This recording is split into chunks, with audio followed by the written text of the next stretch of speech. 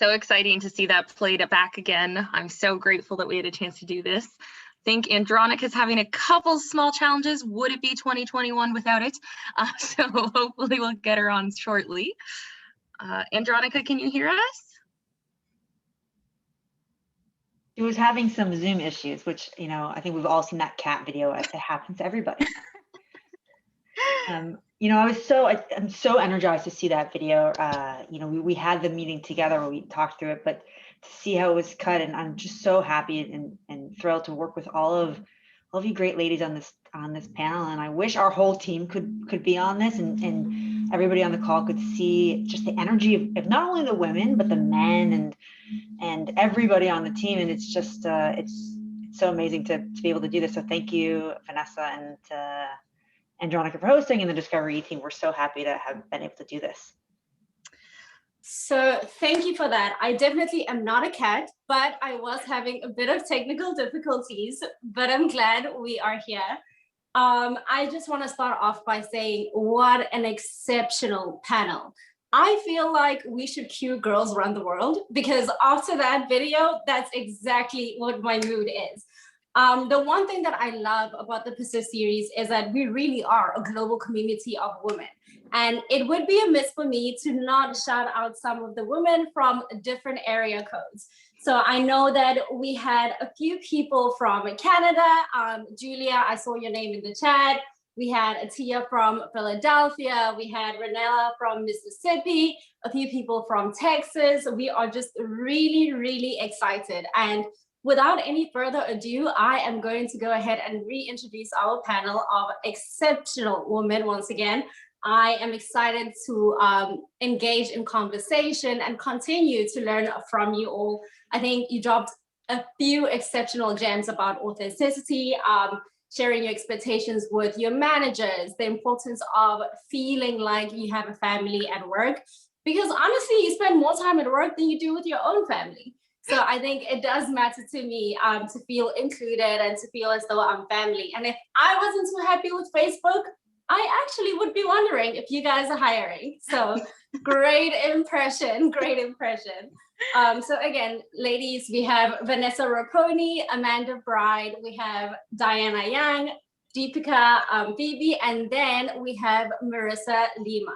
So I think let's start this off with a question for everyone on the panel. You have given such great advice throughout the entirety of the show thus far. I am interested in learning, what is the best piece of advice that someone has offered you? Best piece of advice. I think that one thing I was told when I was at Pepsi directly from someone in HR that really sat with me even till today is that often during exit interviews with HR, they'll ask questions about, you know, why are you leaving? What was wrong? What could we have done differently? And, you know, people will present their list back of reasons. And then the HR person will reply back, and how many of those things did you communicate that, you know, you needed changed, you didn't like, you had issues with? And more often than not, there was very little communication about one's needs. So I think that's so critical in a work environment, is to just be really candid with your direct managers and directors and such about what your expectations are, what your goals are, and then if things aren't working for you, what you need to see change. Because sometimes if you're scared to ask like a big question, the answer might just be yes, and you can work on those things. So I think that's a really big piece of advice I hope everyone can hold close to their heart. I love that. I love that. Yeah, I think for me, Vanessa, maybe it comes from you, you know, like really being engaged, because I love my team. And I think I love getting to know everybody, but how I got to know a lot of different people at Spin Master was just being engaged with like different things that maybe like HR does, or, you know, something that's not part of the engineering team. So with that, like I've heard of like different opportunities and like different things that I could get involved in, but just because I know all these different people, but by being engaged and like taking the step to be engaged first, right? Because if I didn't do that, then I wouldn't hear about it. And yeah, I'm pretty sure Vanessa like learned that from you. I love participating in every single thing, so it sounds about right. Yes, we sign you up for all the projects, Vanessa. Yes. Thankfully, I'm so fortunate. Yeah, I have one that I repeat often to my team, and it's something that I learned by way of like going against the grain. Like I mentioned it in the recording, right? Where I like to challenge things and I like to disrupt and I like to like look at the way things are working or not working and try to fix those things. So something that I learned from a previous boss was to always tell on yourself first.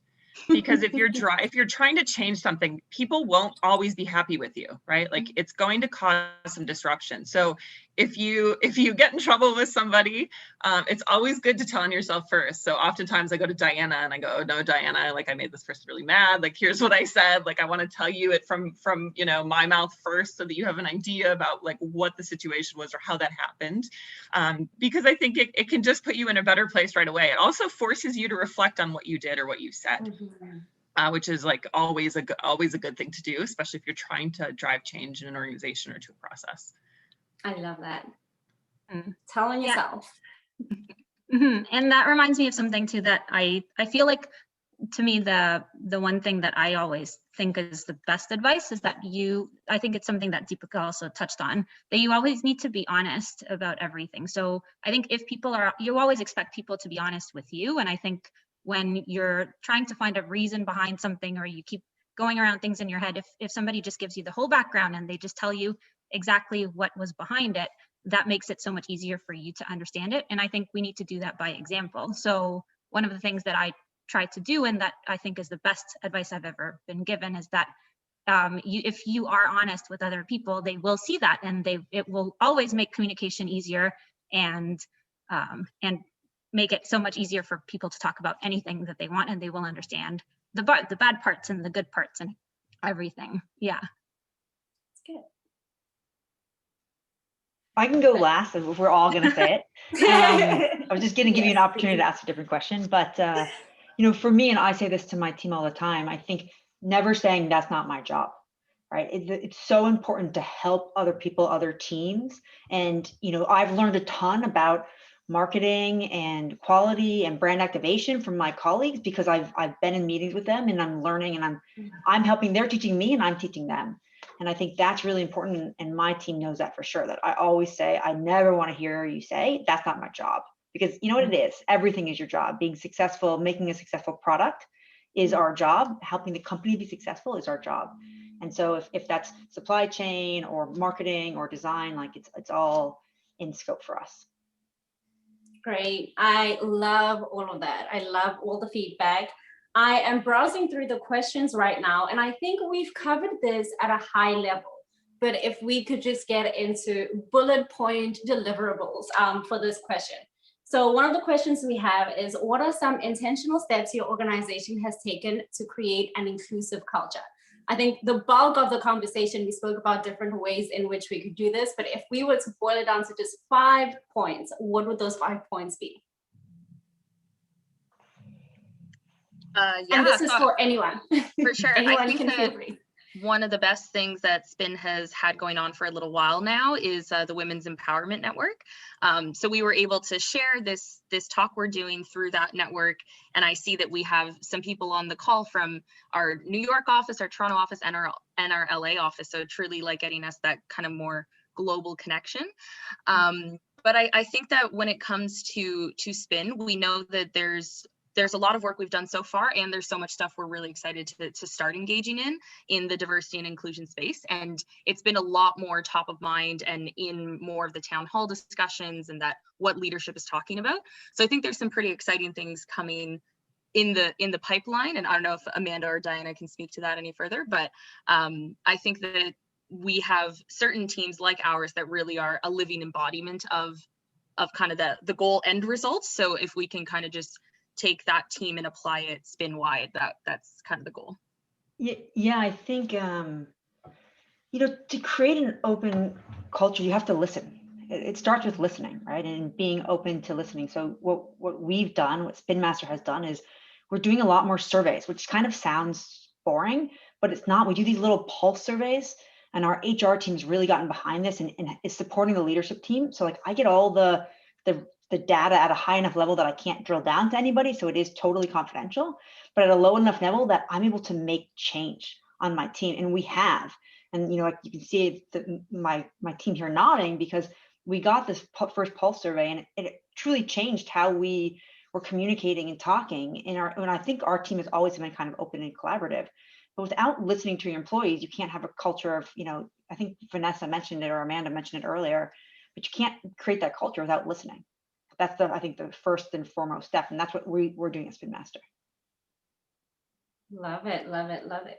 Do we have anything else that we want to add to that before we grab the next question?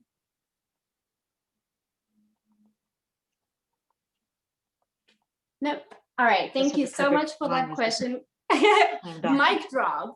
What else needs to be said?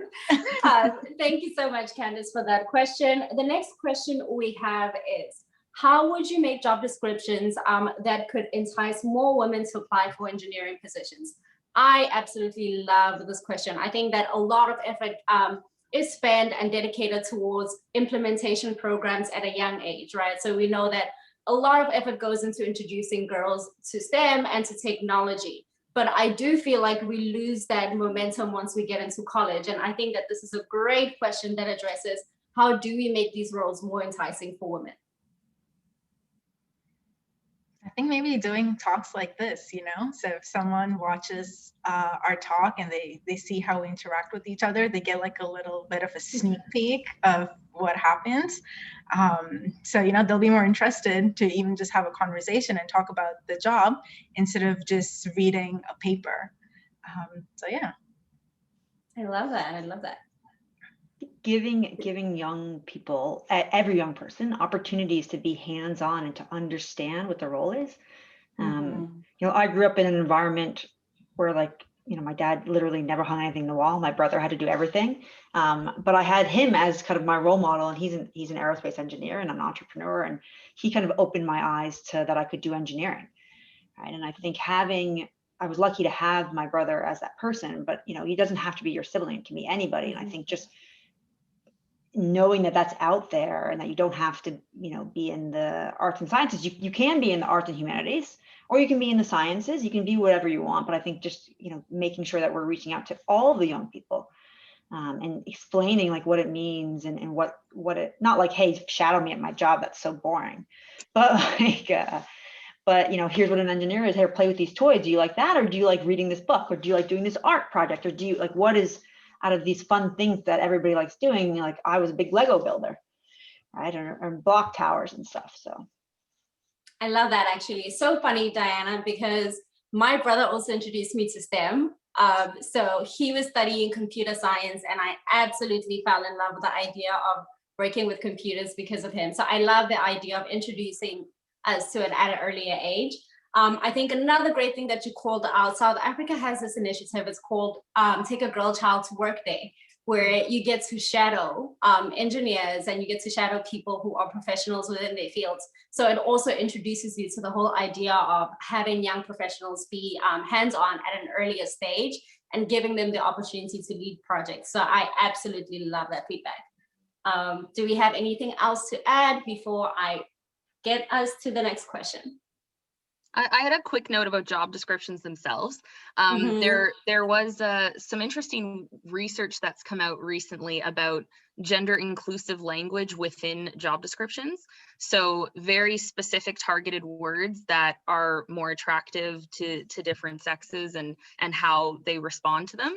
So I would encourage anyone who's writing a job description and trying to include some of this language to just do a quick Google search. There's a lot of really great, use these words, do not avoid these words, because the research is quite interesting how specific you can get. I 100% agree with that. I think that's great. Okay, so we're going to move on to the next question. Looking to better the team, what is the best way of going about bringing issues to your manager and the method of their management? That is a really great question. Amanda laughs.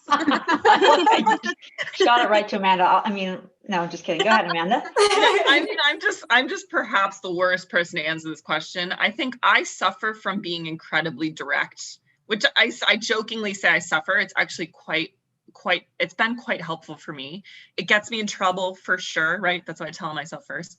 But I think once you have that trust established, and we talked about that, right? It's about being truthful with your direct manager, and establishing a strong foundational relationship of trust. I talk about it with my team all the time, so that when someone upsets you and maybe your manager oversteps you, that you can say, hey, like, that was really frustrating to me. And you know what, like, if you could handle it this way instead of that way, like, I would have felt really empowered instead, and maybe the result would have looked different. So I would say any effort you can do to try to create trust so that you can have very direct, transparent conversations, all of that effort is worth it, right? It pays back like tenfold. Yeah, I love that. And I think, sorry, go ahead. No, please.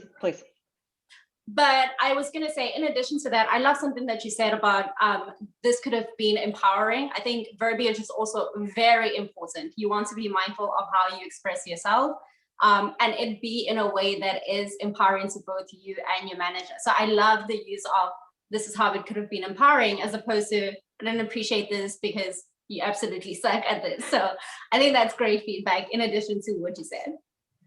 Marissa, you were about to say something. Yes, I was.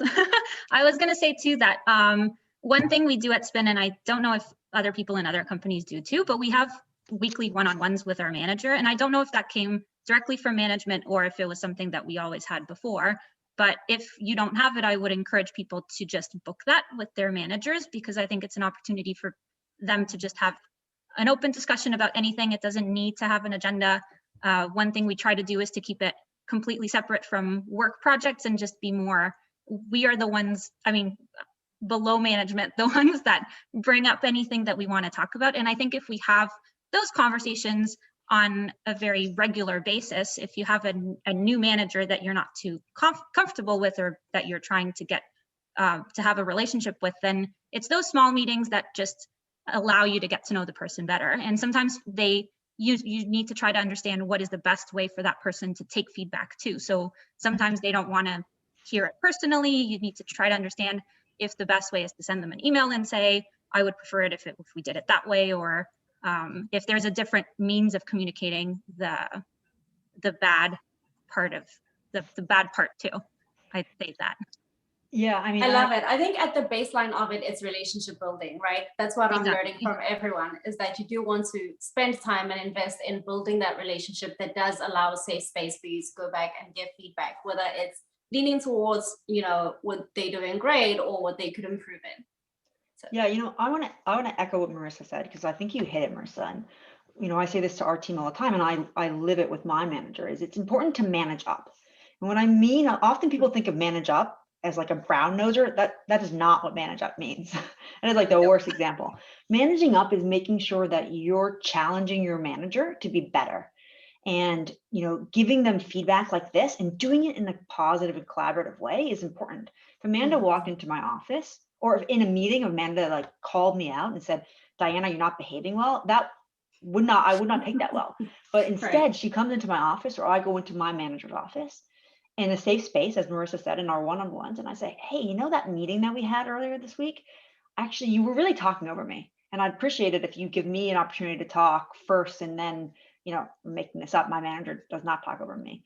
He's great. But sorry, Gary. But no, giving him that opportunity, and managing up is so important, I think, across your whole career, because it forces your manager to be a better leader to you. And I was just talking to a mentee earlier today, and I said to this person that you need to demand time. If you're not getting the time that you need from your leader, you need to demand it, right? I don't generally book meetings. I mean, I manage my one-on-ones with my direct reports, but my team knows I'm always available to them. My calendar's up to date. Put a meeting in, right? You put the meeting in. I'm not going to come to you unless you're really looking bad, in which case that's not ideal, right? Mm-hmm. But if you're, just doing your job, going day to day, I'm not going to come and say, hey, book a one-on-one. How are you feeling about your manager? Occasionally I do, but I have a lot of things going on.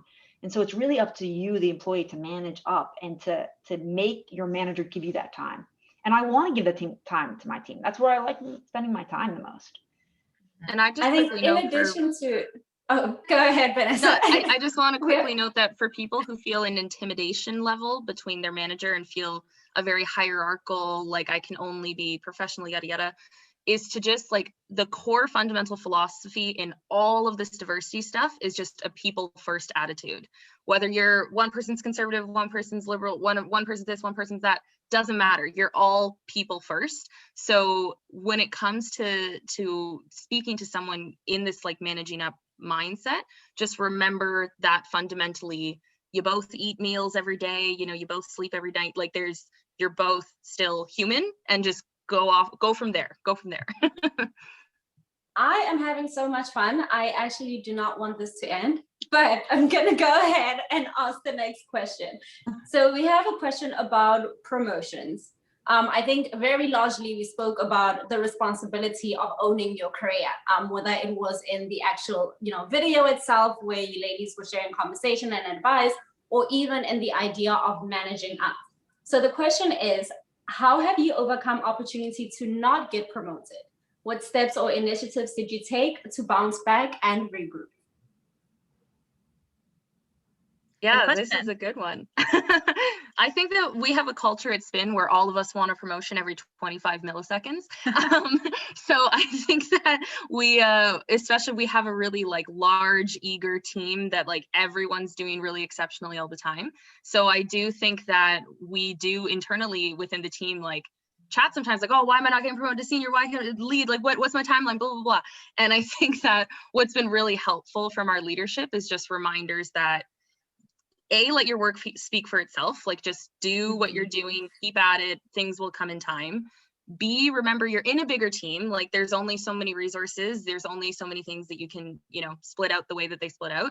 And then just lastly, like, just focus on what you're doing, what you're learning, the actual, like, are you being challenged? Are you meeting new people or like making new relationships, those types of things? Because then the title maybe doesn't need to matter as deeply, because that is fundamental to your own career growth, is the experiences themselves that you're getting. Mm-hmm. Yeah, I mean, I echo that. I took a lot of laterals early in my career that were not promotions. I really jumped across a lot. And at multiple levels I jumped across. And I think, if you're only focused on the title, then you are missing opportunities. And you really need to be focused on what projects, what roles, and all. And, I think it can be frustrating when you have a colleague who gets promoted and you think, how did this person get promoted and not me, right? I mean, everybody's in that situation. And sometimes I'm sure when I've gotten promoted, people are like, how did she get promoted and not me, right? And I think I always try not to think that, right? That kind of creeps in the back of your head, but it actually doesn't matter what anybody else is doing. What matters is what you are doing. What I am doing matters. And I always ask myself, all right, well, that person got it, good for them. That just makes one more opportunity for me to be able to get it, right? Mm-hmm. And then, it's a good opportunity to go to my boss and not say, hey, so-and-so got this promotion, how come I didn't? But to go to my boss and, re-energize me to go to them and say, what do I need to do to get to that next level? Right. And I don't need you to say, Diana, it's 3 years from now. I don't need an exact time, but tell me what I need to change. Like, is it professional presence? Is it more projects? Is it, stepping out of my comfort zone? What can I do to get there? And having that clear path, I think, makes me always feel better that, it's not going to be in 24 milliseconds from now, but I know what I'm leading towards and I'm working towards those things and I'm on that path. And Deepika, I think you were going to chime in. Yeah. I think one of the things that you hit on, Diana, was, if somebody else gets promoted, instead of thinking about like, oh, why did they get promoted and I didn't? It's like looking for what did they do that got them promoted is like a better question. Mm-hmm. And when Andronica asked the question, we were all laughing because we all went through this very recently. So I think all of our managers have like felt all of our frustrations. And personally, like how I managed it, just like knowing me as a person, I just had to take 2 or 3 days, just to like absorb the feedback because it's a lot, and I didn't want to react in the moment. And I think I was talking to Amanda and I'm like, I don't want to talk about it because I haven't like completely absorbed it yet, but I will talk to you about it in like a week because I don't want to regret anything that I said. And I know like in a week, I'm going to feel better about it. Right. Mm-hmm. And then I did talk to my manager and then we had like a calm meeting and then we had like a plan forward and then I felt better. Right. It's like, okay, like I understand. Okay, like what did you do like, why was I like not promoted this time? Because that was like the big conversation I was like having with my manager and like my director. But yeah, just like understanding how you work, you know, like I needed to take a couple of days because that's just how I function, right? That's just how I function. And then after I took that time to myself, then talking to my manager about it, because I can have like a better conversation then. It's so smart. You're so much more level-headed. I've Yeah, learned a lot from you. Yeah, and I think that's where the relationships are so important that we were talking about, just having a good relationship with your manager and cultivating that earlier, so that when things like this happen, you have the courage to come to them and ask exactly what is the feedback that they can give you. And it's a lot of, there's always a reason why you didn't get promoted or that something happened. So if you can come to them and ask them specifically, what was it and what do I need to improve on, then that's going to just help everything. And I think that all of us, if we have that transparency, it just helps us understand exactly what the reason is, and it helps us make a better job and do better next time.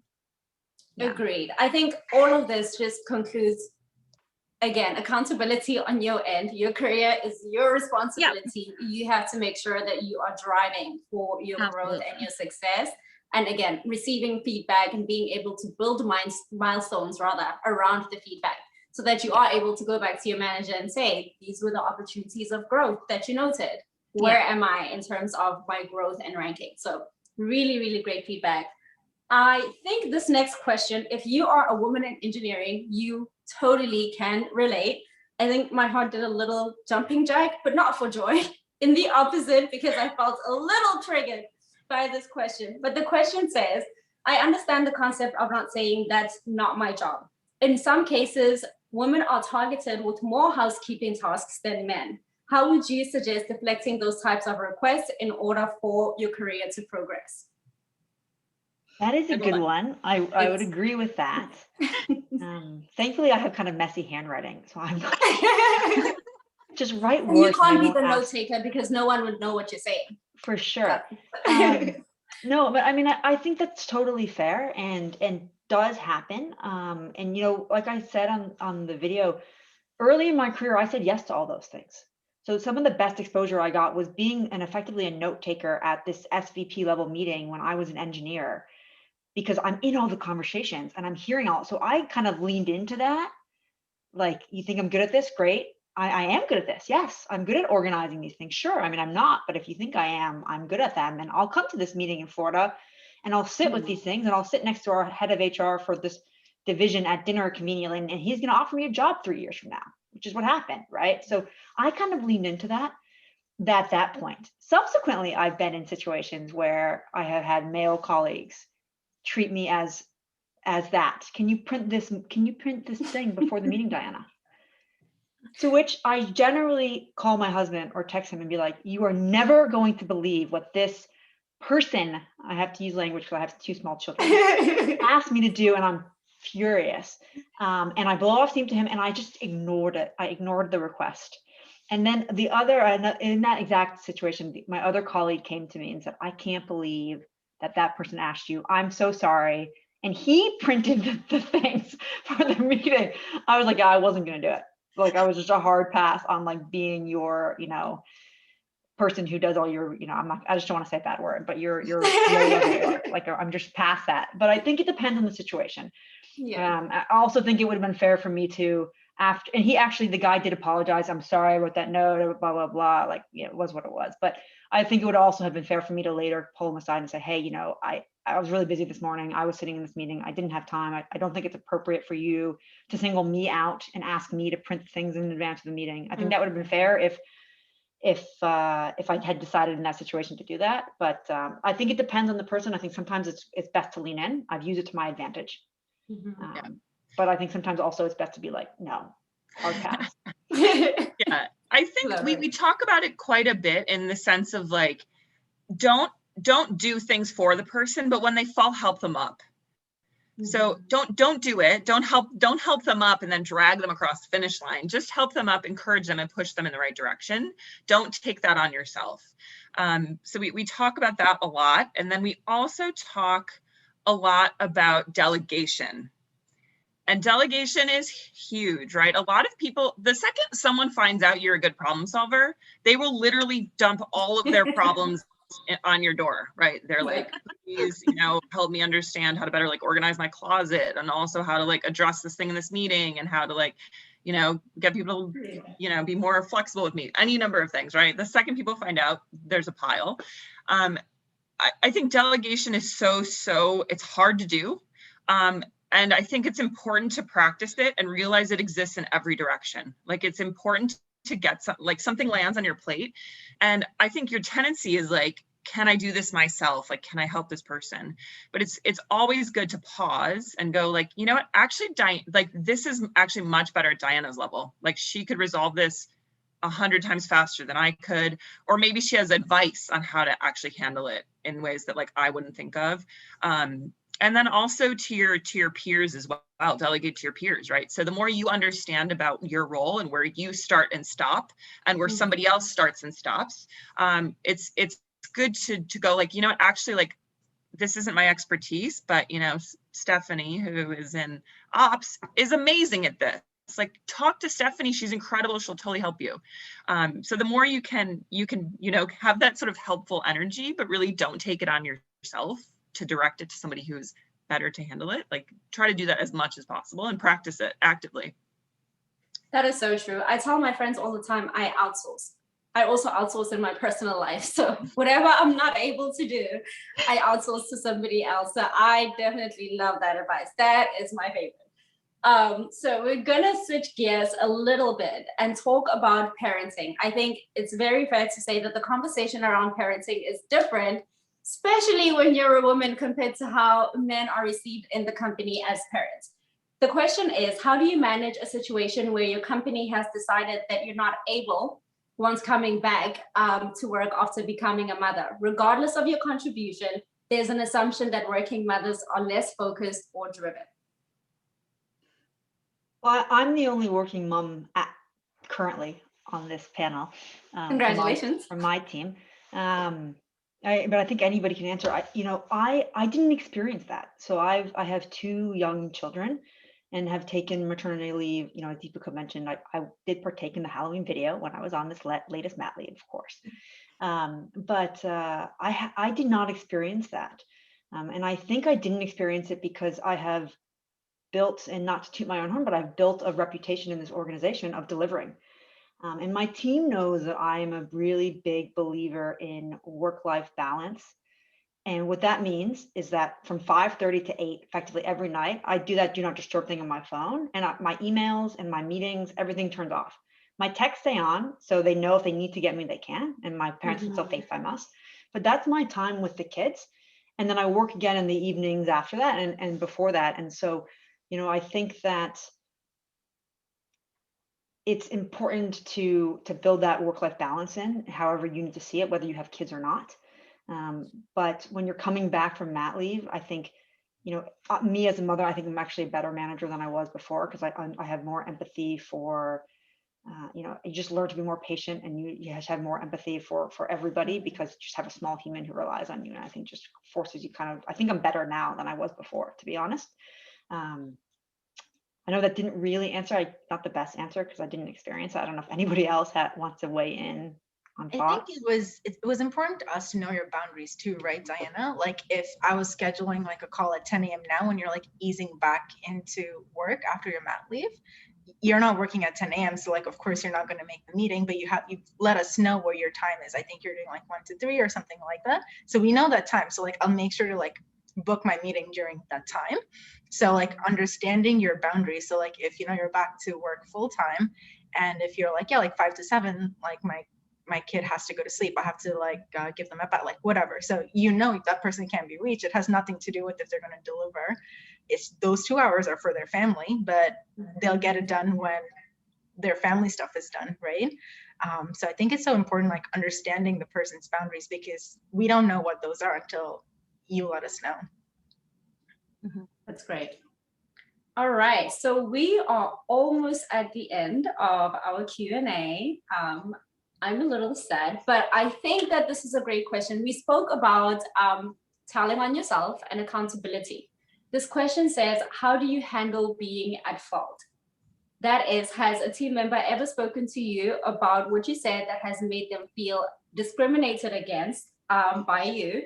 What steps, if any, do you take to repair this relationship and face your own mistake? This is a great question. Just at the most basic level, I think we have to be really, really good at actively listening and acknowledging that we're not perfect, and like we're trying to get closer every opportunity we have.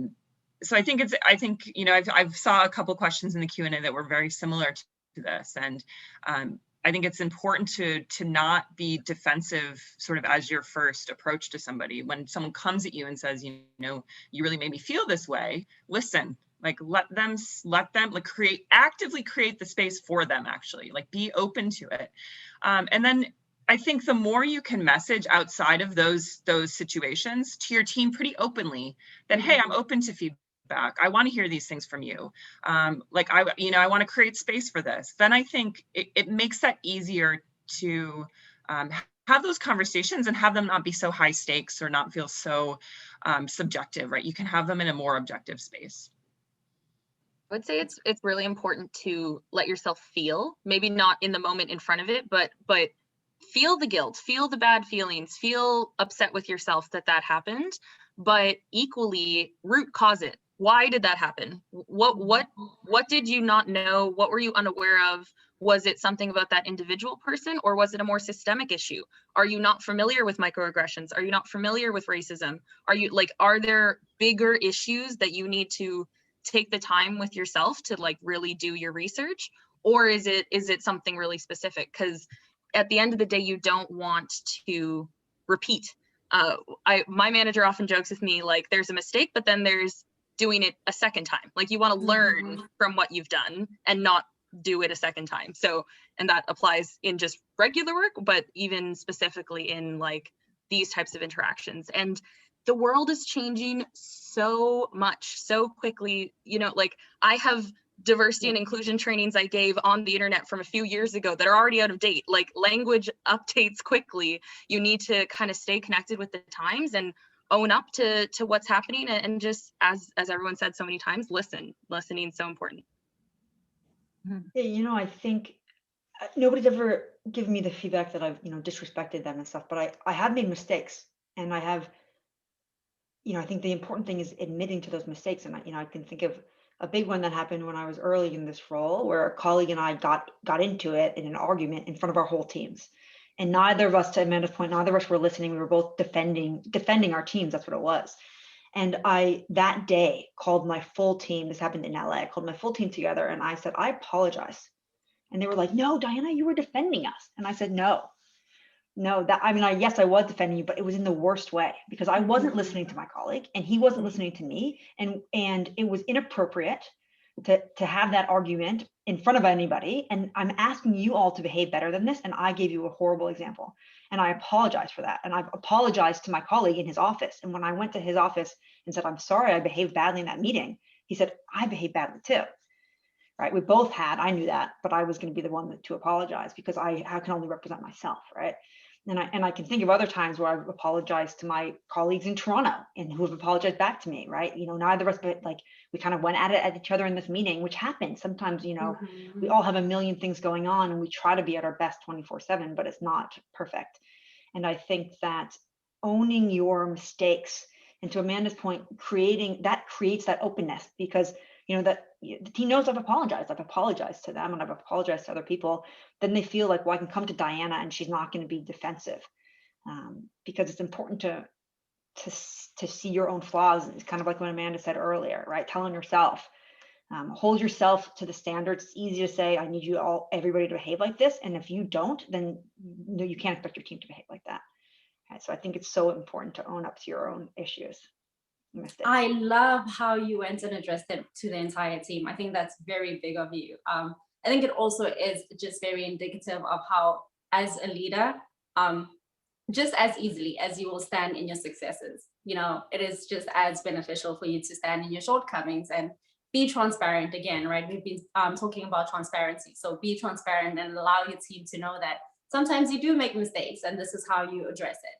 So unfortunately, I have to wrap this up. I am looking at the chat and there are so many other great questions. I really wish that we could keep going, but we are at our cutoff. So again, I just want to take this time to say a huge thank you to the ladies from Spin Master. You have been exceptional. I have enjoyed spending time with you. I feel like we could be friends and hang out and go for brunch or coffee, 100%, whatever your 100%. preference is. Yeah, so I want to give this opportunity. If there are any final words of advice that any of you want to give, this would be the moment to go at it and just let us know what you're thinking. I would just like to start by thanking the Discovery team and the Do-Goodery team for having us here again. It's really special to be able to take our messaging to a much broader platform. So thank you all for having us. But I would just say to everyone on the call, I know we're all in very different, stages of our career, different places in life, all these things. I just always like to encourage people to never underestimate yourself, never underestimate your passions, and to just, strive for what makes you happy and brings you joy in the small things and in the big things. And in general, that's, as a rule of thumb, there's little you can do wrong if you're on that stream. And I've also posted in the chat, if anyone wants to stay connected, I have launched a YouTube channel, just Vanessa Raquel Raponi, so feel free to check that out and hear more from me. But I will love to hear from my colleagues as well. What else do you have? I think my one piece that we haven't already talked about is don't be afraid to ask people, right? It's so funny to me. I love mentoring and helping and talking, and I think most people feel that way. And so if there's somebody at your company or somebody that you've met or you've heard, reach out to them and say, hey, I'd love, can I pick your brain for 15, 20 minutes and, ask for that. The worst that happens is they say no, right? But the best that happens is you end up getting a mentor or a colleague or a friend or somebody that you can go to. Everybody talks about building your network of people that you can lean on and lean into. And I think that's so important, whether it's your friends or colleagues you've worked with. But I would just encourage you all not to be afraid to ask, because most people are going to say yes. And like I said, worst that happens is they say no, and then you move on to the next person on your list, right? Just go down to the next one. I was going to say, I think this type of talks is amazing. And I just say to everybody here that if you can keep doing more, keep listening to more, hear different perspectives. I think that's the really good thing about us all being in virtual worlds right now, is that there's so much information available and so many different perspectives we can get from all over the world. So I think that's one of the good things now, is if you can just keep listening to other people, gaining different perspectives, we can all gain a lot from that nowadays. Yeah, so that's what I would say. Yeah, I mean, for me, it's about, and I touched on it earlier, it's about using your position and your privilege to give other people space and to represent your team and to take that responsibility very, very seriously. It's just, I mentioned it earlier, it's mandatory, right? Like, as engineers, we're trying to solve new problems that haven't been solved before, and they're challenging. So the more you can bring more voices in the room and get more perspectives, the better off you'll be, and the better the discipline is, and the better, you grow as an individual, the team grows, right? It's better for everybody. Yeah, I just wanted to thank everyone for joining. It's middle of the day in like on the Eastern side and the Pacific side too. So yeah, it was so great to see so many people join in. And I was like messaging Vanessa and Marissa, I'm like, oh my God, like I didn't think so many people were gonna join. But it's so amazing. And thank you, Vanessa, specifically, right? Because I remember it was one day we were just doing like a run outside and Vanessa is like, I have this really cute idea that we should do this panel. And we're all like, okay, let's do it. So thank you so much, Vanessa, for organizing the whole thing with us. Of course. Yeah. And I don't know if it's been announced publicly yet, but a little sneak peek, I will actually be participating a little bit in the rest of the Persist series. So do look forward to seeing my face again if you pop back in. not with all my colleagues necessarily, sadly, but I promise to bring their energy and enthusiasm with me every time. I love the shameless plug. Sophia, I agree with you. This has just been great conversation. Thank you, ladies, so much for sharing. And I really just want to shout out every participant that has been active in the chat. We have enjoyed reading the comments, hearing your questions, hearing your insight, your input. So absolutely loved hanging out with the audience as well. We are going to go ahead and wrap it up. I just wanted to tell everyone that we will be back here on March 10th. So please join us for episode number 2. And everyone have a great day. Thank you all. Thanks so much, everybody. Bye, everyone. Thank you. Bye.